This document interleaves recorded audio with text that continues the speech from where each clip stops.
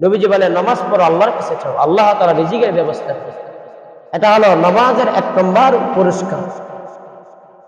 2 নম্বর রাসূল বলেন, যেই ব্যক্তি নামাজ পড়বে আল্লাহ পাক রব্বুল আলামিন ওই ব্যক্তির আমলনামা ডান হাতের মধ্যে দান করবেন। ইউতিহিল্লাহু কিতাবাহু বিয়ামিনিহি। আল্লাহ রাসূল বললেন, যেই ব্যক্তি 5 ওয়াক্ত নামাজের ইহতিমাম করবে, হাশরের ময়দানে আল্লাহ পাক রব্বুল আলামিন ওই ব্যক্তির আমলনামা ডান হাতে দান করবে। হাশরের ময়দানে আল্লাহ পাক রব্বুল আলামিন প্রত্যেকটা বান্দার আমলনামা দিবে। যদি আপনার নামাজ ঠিক থাকে তাহলে আল্লাহ পাক রব্বুল আলামিন আপনার আমলনামা ডান হাতে দান করবে। এই জন্য আল্লাহ পাক রব্বুল আলামিন বলেন, ফাআম্মা মান উতিয়া কিতাবাহু বিয়ামিনিহি, তার আমলনামা ডান হাতে আসবে।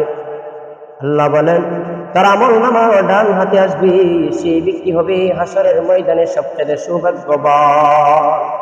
সেই ব্যক্তি হবে সবচেয়ে সৌভাগ্যবান।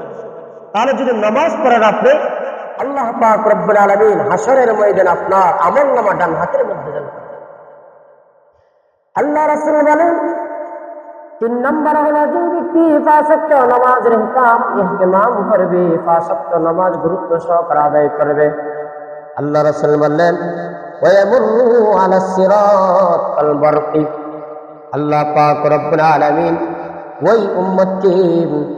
ওই উম্মতকে ফুলসিরাতের রাস্তা মানে বিদ্যুতের নিয়ে পার করে দিবে। বিদ্যুতের নিয়ে পার করে দিবে। ফুলসিরাতের রাস্তা 30,000 বছরের রাস্তা। যদি কোনো ব্যক্তি 5 ওয়াক্ত নামাজ যদি গুরুত্ব সহকারে আদায় করে, আল্লাহ পাক রব্বুল আলামিন ওই ব্যক্তিকে ফুলসিরাতের রাস্তা বলে বিদ্যুতের নিয়ে পার করে দিবে। সুবহানাল্লাহ।